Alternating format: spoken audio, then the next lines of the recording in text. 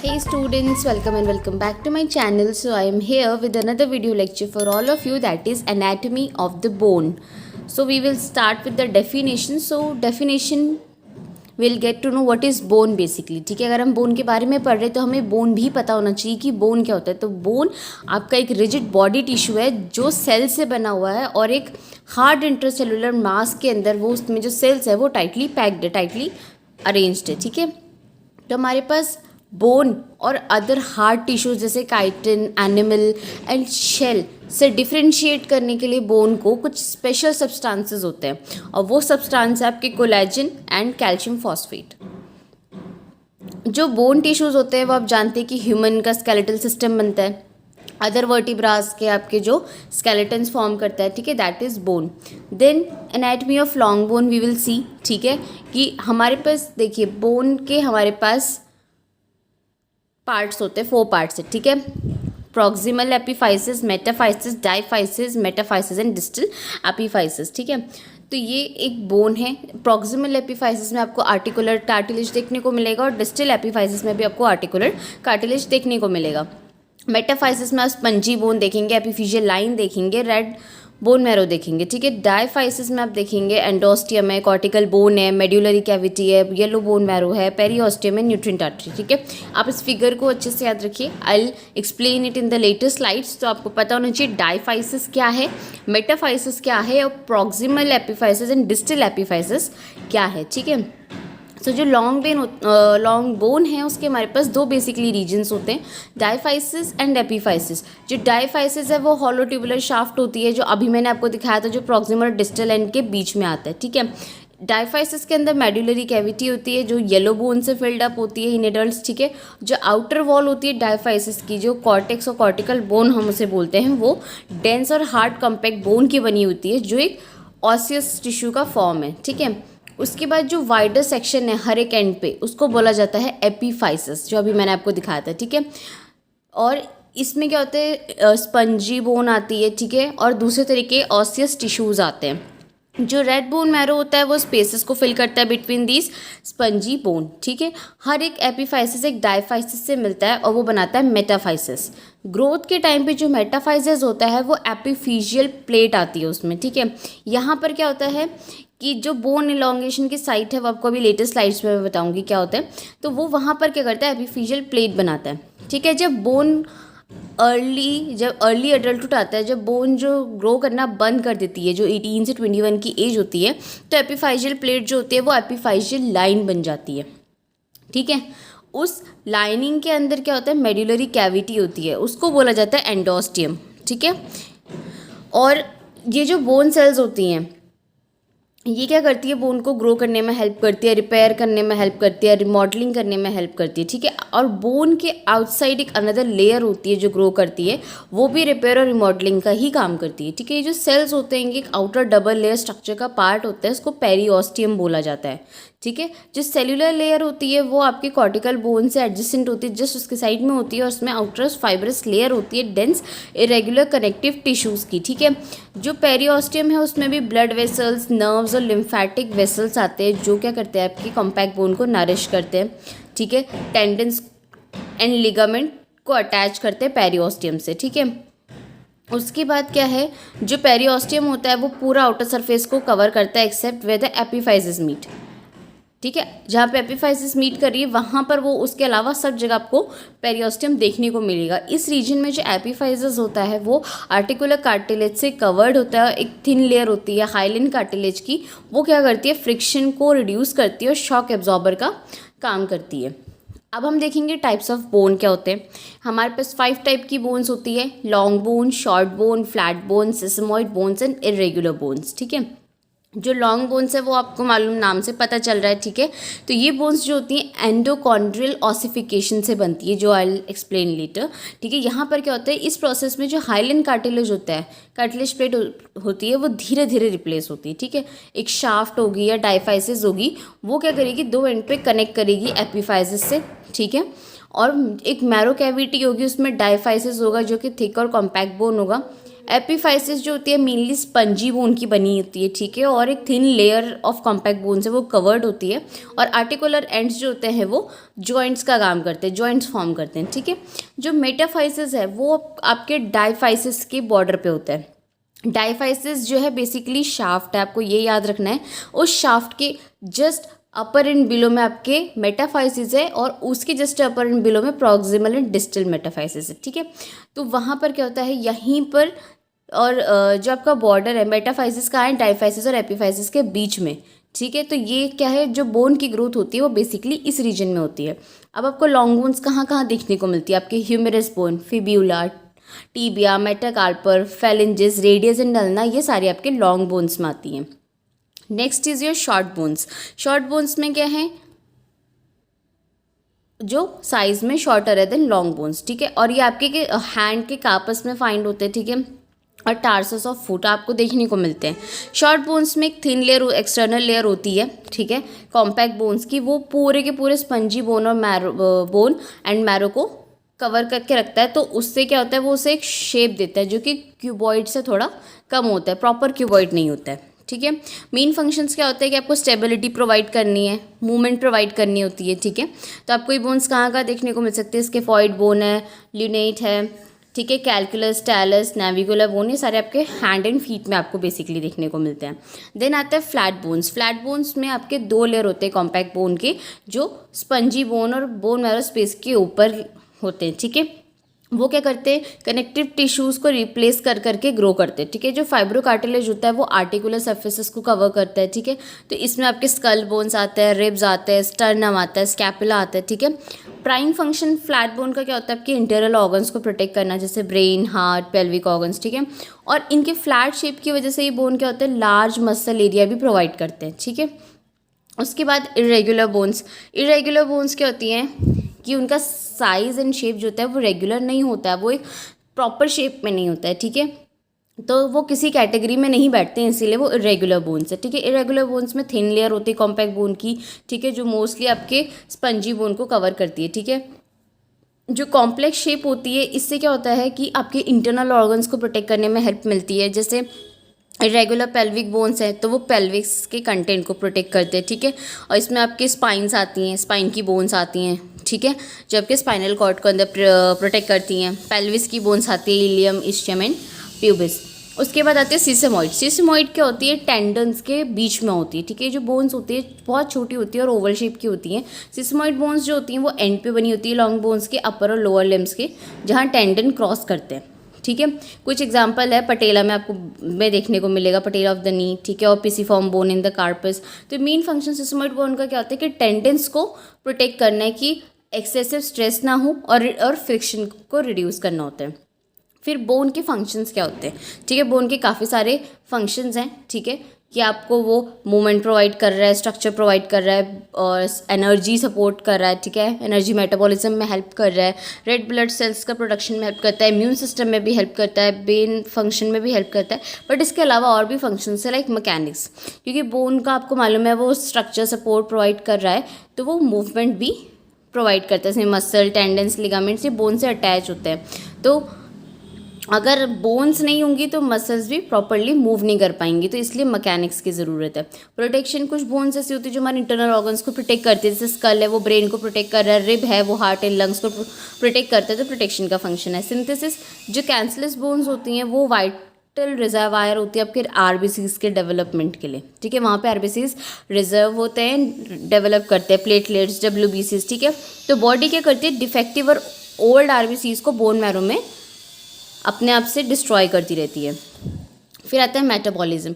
Metabolism में क्या है, स्टोरेज का काम है। बोन एक तरीके का रिजर्वायर की तरह काम करता है, इसमें मिनरल्स, कैल्शियम और फॉस्फोरस बेसिकली स्टोर होते हैं। तो बोन मैरो जो होता है, एडिपोज टिश्यू होता है, वो स्टोर करता है फैटी एसिड्स को, ठीक है। एंडोक्राइन फंक्शंस क्या होता है कि जो बोन होता है वो कुछ हार्मोन्स के प्रीकर्सर बनाता है, जैसे कि ग्रोथ में जो ज़रूरी है, इंसुलिन प्रोडक्शन के लिए ज़रूरी है, ब्रेन डेवलपमेंट के लिए ज़रूरी है।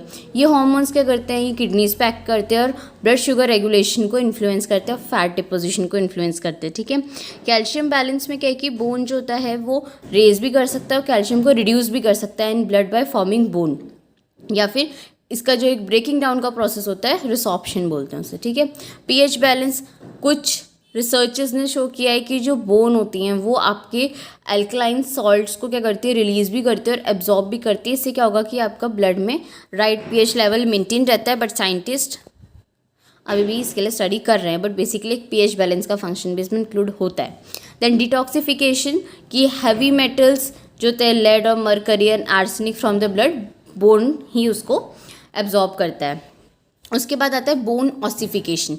बोन ऑसिफिकेशन क्या होता है, बोन एक न्यू बोन का फॉर्म होना, ठीक है, जो एज एन एम्ब्रियो शुरू होता है और अर्ली चाइल्डहुड तक होता रहता है, अर्ली एडल्टहुड तक, ठीक है। ये टू वेज में होता है आपका, ठीक है, इंट्रा मेम्ब्रेनियस एंड एंडोकॉन्ड्रियल ऑसिफिकेशन जो अभी हम पढ़ रहे थे। लॉन्ग बोन का ऑसिफिकेशन होता है एंडोकॉन्ड्रियल। तो वी विल स्टडी कि ये क्या है। तो सबसे पहला इंट्रा मेम्ब्रेनियस क्या होता है कि ये फ्लैट बोन्स को फॉर्म करता है, जैसे स्कल और क्लाविकल। ये क्या करता है, मीसेनकाइमल कनेक्टिव टिश्यूज़ की रिमॉडलिंग करता है, ठीक है, मीसेनकाइमल कनेक्टिव टिश्यूज़ की रिमॉडलिंग। जो इंट्रामेम्ब्रेनियस ऑसिफिकेशन होता है वो इन यूटेरो शुरू होता है और एडोलेसेंस तक रहता है, ठीक है। तो एट बर्थ जो स्कल और क्लैविकल्स होते हैं वो कम्प्लीटली ऑसिफाइड नहीं होते हैं, ठीक है, और क्रेनियल स्यूचर्स भी नहीं, वो क्लोज भी नहीं होते हैं, ये आपने देखा होगा। तो ये इसीलिए ज़रूरी होता है कि जो स्कल और शोल्डर है वो जब बर्थ कैनाल से आते हैं, अगर वो रिजिड रहेंगे, अगर वो प्रॉपरली उस टाइम रिजिडली फॉर्म हो जाएंगे तो वो बर्थ कैनाल से कभी बाहर नहीं आ पाएंगे। तो वहाँ पर उनको थोड़ी सी लीनियंसी, लाइबिलिटी प्रोवाइड करने के लिए क्या होता है, ये उस टाइम पे क्लोज नहीं होते हैं। जो मीसेनकाइमल कनेक्टिव टिश्यू होता है वो आपका अर्ली एम्ब्रियोनिक डेवलपमेंट में आपको देखने को मिलता है और वो क्या करता है, टिश्यूज़ बनाता है lymphatic, circulatory and musculoskeletal systems की, ठीक है। तो हम प्रोसेस देखेंगे कि ये कैसे होता है। तो जो इंट्रामेम्ब्रेनियस ऑसिफिकेशन होता है वो कब शुरू होता है, जब मीसेनकाइमल स्टेम सेल्स जो होती हैं विद इन द मैट्रिक्स वो डिफरेंशिएट होना शुरू होती हैं, ठीक है। तो कुछ सेल्स डिफरेंशिएट हो जाती है ब्लड वेसल्स में, दूसरी जो होती हैं वो ऑस्टियोब्लास्ट बन जाती हैं, ऑस्टियोजेनिक सेल्स बन जाती हैं, ठीक है। तो ऑस्टियोब्लास्ट क्या होता है, एक तरह एक साथ एग्रीगेट होता है, इकट्ठा होता है, जिसको बोला जाता है ऑसिफिकेशन सेंटर, एक जगह पर जाकर, ठीक है। तो अब इसमें देख सकते हैं कि मेसेनकाइमल सेल्स है, कोलेजन फाइबर्स है, देन ऑसिफिकेशन सेंटर है कि वहाँ पे सारे के सारे ऑस्टियोब्लास्ट इकट्ठा हो गए, देन ऑस्टॉइड एंड ऑस्टियोब्लास्ट उसके अंदर आपको देखने को मिलेगा। यहाँ ऑस्टियोब्लास्ट क्या करते हैं, सिंथेसाइज करते हैं और सिक्रीट करते हैं ऑस्टॉइड को, ठीक है, जो कि एक अनमिनरलाइज्ड ऑर्गेनिक प्रोपोर्शन होता है बोन मैट्रिक्स का, ठीक है। जैसे ही ये मैट्रिक्स जो होता है कैल्सीफाई होना शुरू होता है, यानी कि कैल्शियम से बाइंड होना शुरू होता है, तो मैट्रिक्स हार्ड होना शुरू होता है और वो क्या करता है, ऑस्टियोब्लास्ट को एंट्रैप कर लेता है, उसको ही इकट्ठा कर लेता है, एनगल्फ कर लेता है। तो जो ऑस्टियोब्लास्ट होते हैं फिर वो ऑस्टियोसाइट्स बन जाते हैं, जो कि रूटीन टर्नओवर में काम आते हैं बोन मैट्रिक्स के, ठीक है। तो एट द एज जो न्यूली फॉर्म आपकी और ग्रोइंग बोन है उसके एज में क्या होता है, ऑस्टियोजेनिक सेल्स डिफरेंशिएट होती है न्यू ऑस्टियोब्लास्ट में। और जैसे ही ऑस्टियोब्लास्ट कंटिन्यू करते हैं ऑस्टॉइड को बनाना, तो वो क्या करते हैं, ब्लड वेसल्स को भी सराउंड करते हैं, ठीक है। और वो क्या बनते हैं, ट्रेबेक्युलर बनते हैं और कैंसलस बोन फॉर्म करता है, ठीक है। तो जो वेसल्स होती हैं वो रेड बोन मैरो बन जाती हैं। उसके बाद जो मेसेनकाइमल सेल्स होती है आउटर सरफेस में, जो अभी आपका न्यूली फॉर्म बोन है उससे वो फॉर्म करती है पेरियोस्टियम, ठीक है। वाइल जो ये मेसेनकाइमल सेल्स है आपकी इनर सेल्स में, वो आपके ऑस्टियोब्लास्ट में डिफरेंशिएट होंगी, फिर ऑस्टॉइड बनाएंगी और फिर एक कॉम्पैक्ट बोन की लेयर बनाएंगी, ठीक है। तो इसका प्रोसेस सिंपल था कि सबसे पहले इंट्रामेम्ब्रेनियस ऑसिफिकेशन होगा मेसेनकाइमल सेल से। जब मेसेनकाइमल सेल्स आपकी डिफरेंशिएट होना शुरू हो जाएंगी तो वो अलग अलग चीज़ों में डिफरेंशिएट होंगी। पहली कुछ होंगी जो ब्लड वेसल्स में आपके डिफरेंशिएट हो जाएंगी और कुछ ऐसी होंगी जो ऑस्टियोब्लास्ट में चेंज हो जाएंगी, ठीक है। तो जो ऑस्टियोब्लास्ट होगा वो क्या करेगा, एक ऑसिफिकेशन सेंटर फॉर्म करेगा, यानी वहाँ पे जाके एक्यूमुलेट हो जाएगा, ठीक है।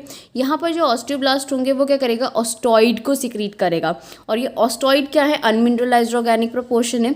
तो जैसे ही मैट्रिक्स क्रिएट हुआ कैल्शियम बाइंड होना शुरू हो जाएगा और वहाँ पर ऑस्टियोब्लास्ट फॉर्म होगा। फिर जो ऑस्टियोब्लास्ट है ये ऑस्टियोसाइट बनाएगा जो कि आपके बोनी मैट्रिक्स के फॉर्मेशन में हेल्प करेगा, ठीक है। जो इनकी एजेस होंगी वहाँ पर क्या हो जाएगा, ऑस्टियोजेनिक सेल्स डिफरेंशिएट हो जाएंगी, ऑस्टियोब्लास्ट, ठीक है। फिर जो ऑस्टियोब्लास्ट होगा वो फिर ऑस्टॉइड बनाएगा और देन उसके बाद वो ब्लड वेसल्स को सराउंड करेगा तो रेड बोन मैरो बनेगा, ठीक है। फिर जो मेसेनकाइमल सेल्स आउटर लेयर पे हैं वो क्या करेंगी, आपकी वहाँ पे एक पेरियोस्टियम की लेयर फॉर्म करेंगे, ठीक है। ये इसका प्रोसेस था।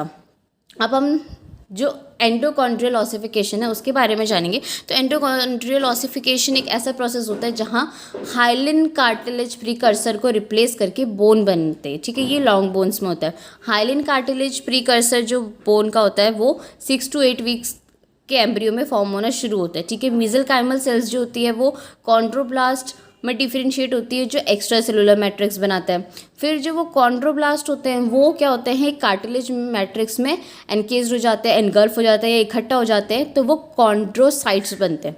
तो फिर उसके बाद पेरिकॉन्ड्रियम बनता है जो एक कार्टिलेज मॉडल के अराउंड एक पेरिकॉन्ड्रियम मैट्रिक्स बनता है, ठीक है। जो कॉन्ड्रोसाइट्स होते हैं वो सेंटर में होते हैं, ठीक है। तो वहाँ पर वो क्या करते हैं, हाइपरट्रॉफी शो करते हैं, साइज में इंक्रीज होते हैं, और कुछ क्या होते हैं बर्स्ट आउट हो जाते हैं जो क्या करते हैं कैल्सिफिकेशन को ट्रिगर करते हैं। तो जो कॉन्ड्रोसाइट सेल्स होती हैं उनकी जो डेथ होती है with in the calcified matrix वो स्मॉल स्मॉल कैविटीज़ बना देती हैं, ठीक है। जो पेरिकॉन्ड्रियम होता है फिर वो बाद में जाकर के पेरीऑस्टियम में चेंज जाता है। तो जो पेरिकॉन्ड्रियम है जो कार्टिलेज के सराउंडिंग में है वो उसमें ब्लड वेसल्स आती है जो न्यूट्रिएंट्स को आपको डिफ्यूज़ करती है, ठीक है।